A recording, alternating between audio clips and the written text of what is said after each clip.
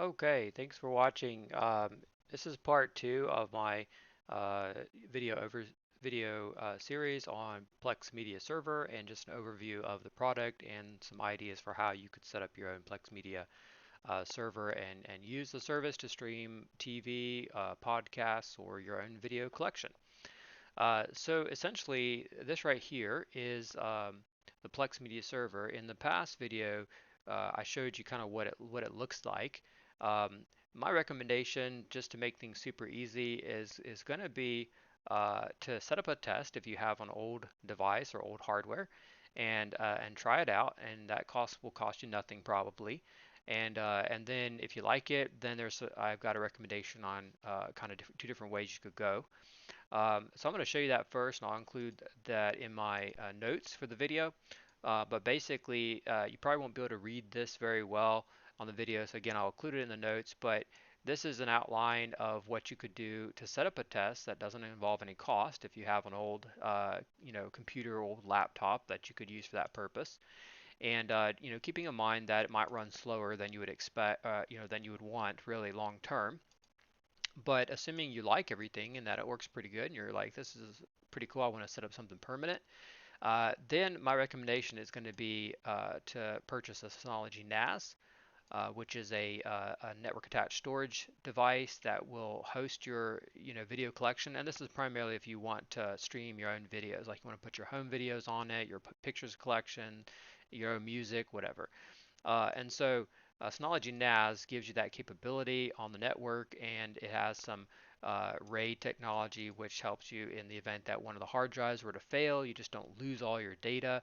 You have time to replace the hard drive, put it in, and then the data is recovered, and the drive RAID array is rebuilt basically and restored to a good state. So that's important. You don't want one hard drive to just die and suddenly you lose everything.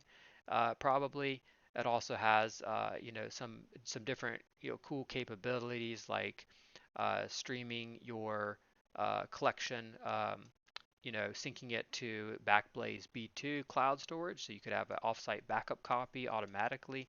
Some really cool things, but that's Synology NAS.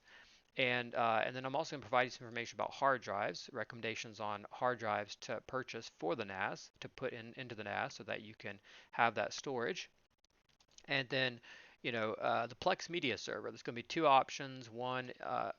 Three options. One, you could continue using that old computer if it's working fine for you, that you used up in the test, assuming you did that. Or option two would be deploying a Raspberry Pi media server, about $170 to $200. Cheaper but less power, so it may not be able to handle multiple people streaming or watching things at the same time.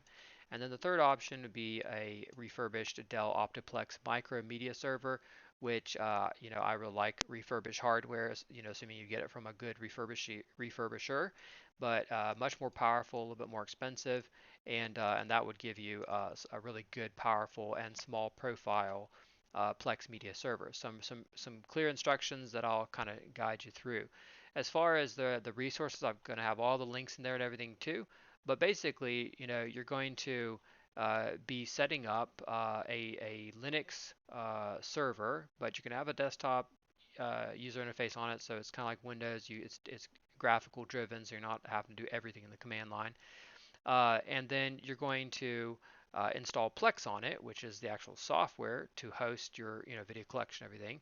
And so a couple different ways you can go. I recommend the Raspberry Pi method, which there's some easy steps here to follow by Ubuntu, which is the company that makes the Ubuntu desktop operating system. And this is how to install, how to get that all set up on Raspberry Pi.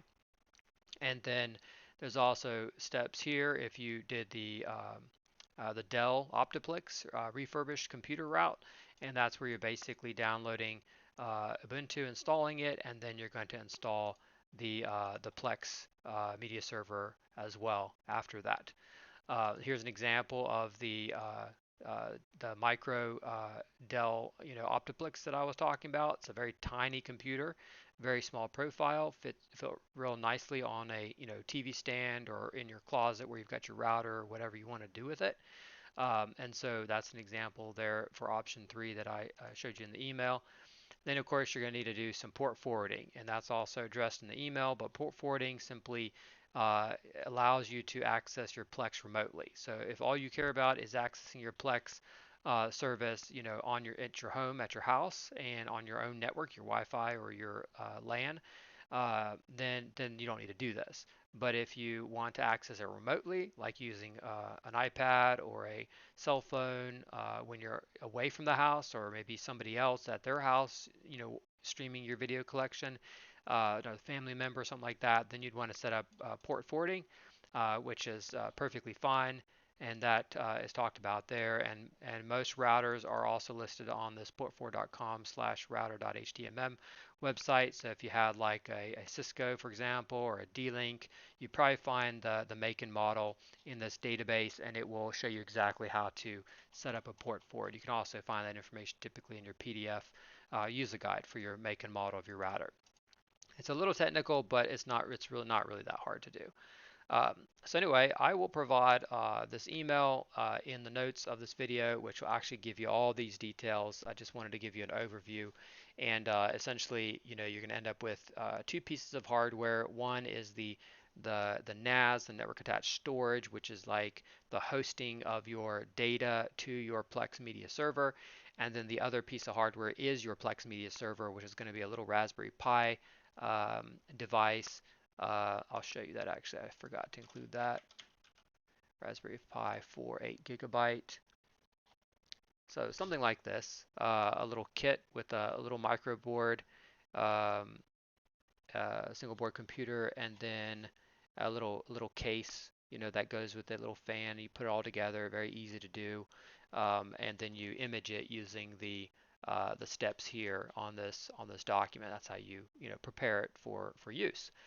So all that will be included in these detailed notes. So hopefully this just gives you some information on direction. If you have any questions, feel free to reach out to me.